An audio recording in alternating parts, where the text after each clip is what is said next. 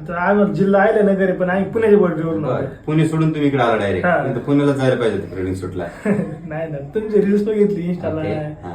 आवडल्या काय गोष्टी त्यामुळे झाल्या. आल्या सरशी नाही का प्रॉपर शूट सुद्धा झालं इथं. बर बर बर ठीक. जसं तुम्ही कल्पना केली होती त्याप्रमाणे तुमचं शूट झालेलं आहे. आणि आता हे इथं जे तुमचं ड्रेसिंग मेकअप वगैरे आहे, सगळं आवडलं. तुम्हाला कुठले सेटअप आवडले जास्त, स्टुडिओ मधले का आउटडोअरचे? आउटडोअरचे जास्त आवडले तसे. स्टुडिओ मधले काही कमी नव्हते असे हा. ते प्रॉपरच होते तसे. बरं, proper. आम्ही आलतो म्हणजे स्टुडिओ साठीच. स्टुडिओसाठी हा.